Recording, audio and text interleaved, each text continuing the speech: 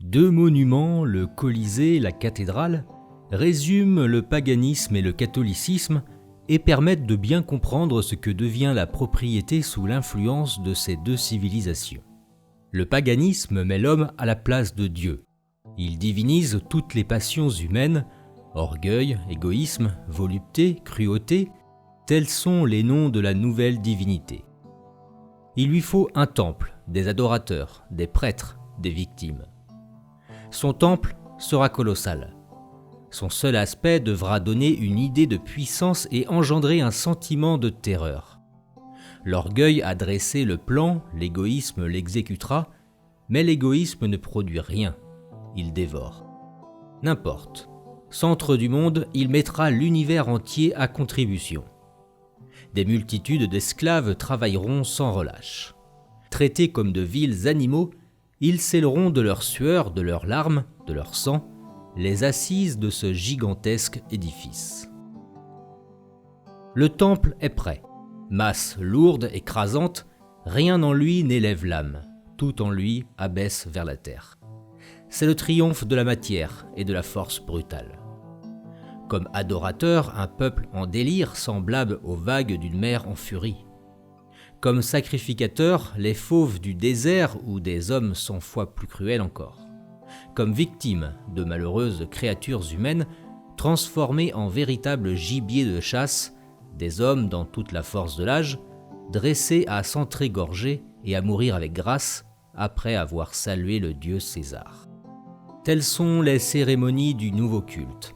Massacre, tuerie sans nom, supplice où s'épuise l'imagination des bourreaux.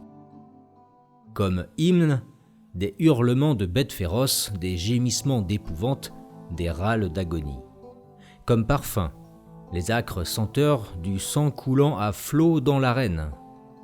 Tout vise à flatter, à satisfaire les plus vils instincts de la bête humaine. N'interrogeons pas plus longtemps ce témoin d'une époque à jamais disparue, où l'homme était pour l'homme une bête de somme, un instrument de plaisir, où voir couler le sang de ses semblables constituait la volupté suprême. On a hâte de s'éloigner de cet antre où, impuissant à rien créer et ne sachant que détruire, le paganisme, monstre insatiable, se repaît des larmes et des souffrances du genre humain.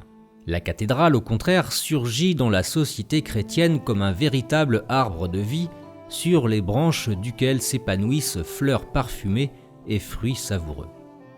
Cœur de la cité, centre de la vie religieuse, elle représente aussi la propriété commune, le réservoir où tous peuvent venir puiser et s'abreuver à longs traits le long des siècles. Clercs et simples fidèles, ouvriers et artisans, jeunes et vieux, riches et pauvres, grands de la terre et humbles sujets. Proportions harmonieuses, piliers élancés, ogives semblables à des mains levées vers le ciel dans un geste de supplication et de prière, voûtes légères, clochers aériens, sous l'influence de l'amour comme sous une poussée de sève, la matière elle-même semble prendre des ailes, se spiritualiser en quelque sorte et accompagner l'âme humaine dans son ascension vers Dieu. C'est le triomphe de l'esprit sur la matière, de l'amour sur la force brutale. Et ces merveilles couvrent d'un blanc manteau toute la surface de la chrétienté. Malheur aux vandales qui osent porter sur elles une main sacrilège.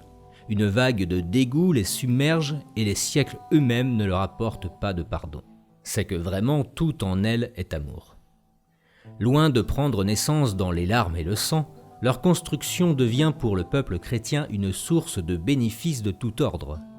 Économes, avares même en ce qui les concerne, les hommes d'église, en effet, deviennent prodigues quand la gloire de Dieu est en jeu. Rien n'est trop beau pour le temple du Seigneur et pour les objets consacrés au culte divin. Toutes les ressources mises de côté par la sobriété, par la vertu des moines, par l'amour des clercs passent de leurs mains dans celles des bâtisseurs d'église. Artistes et ouvriers de tout métier y trouvent l'inépuisable trésor pour vivre et pour faire prospérer leur famille et leur corporation. Source de travail, la vertu des moines devient génératrice d'art. On voit éclore à l'ombre bienfaisante des cathédrales des pléiades d'artistes. Assurés de leur gagne-pain, Ils peuvent donner libre essor à leur génie et produisent des chefs-d'œuvre de sculpture, de peinture, d'orfèvrerie qui font l'admiration des siècles. Véritable Bible de pierre qui illustre tout un monde de statues, la cathédrale devient pour les générations chrétiennes un livre qu'elles feuilletent avec amour et profit. Sur les vitraux, les fidèles voient se dérouler dans une auréole la vie de ceux qu'ils ont appris à invoquer comme leurs intercesseurs auprès de Dieu. À l'intérieur, tableaux et mosaïques achèvent son instruction religieuse ainsi que son éducation artistique. À ce même point de vue, en même temps qu'elles nourrissent sa piété, les cérémonies religieuses constituent pour lui des spectacles, où tout est combiné pour charmer à la fois son âme et ses sens, rite auguste, richesse des ornements, éclat des lumières, parfums, chants harmonieux, voix puissantes des orgues emplissant les voûtes et les nefs, alors que là-haut, dans leur cage de granit et de dentelle, les cloches, véritables oiseaux de bronze, font monter jusqu'au ciel les louanges de Dieu. La cathédrale devient ainsi un musée, où tous les arts se donnent rendez-vous, bien différents en cela de nos musées modernes qui ne sont trop souvent que des cimetières de chefs-d'œuvre. La cathédrale est un musée où la vie circule à pleine sève, où tout se groupe et s'épanouit autour du Dieu d'amour. Toutes ces richesses, toutes ces merveilles sont comme les rayons d'un ostensoir géant, au centre duquel resplendit la petite hostie blanche. Travail rémunérateur, chefs-d'œuvre sans nombre, cérémonie magnifique, éducation artistique, tels sont quelques-uns des bénéfices auxquels les richesses accumulées par la vertu des moines et des clercs permettent à tout un peuple chrétien de participer, et cela pendant tout le cours des siècles.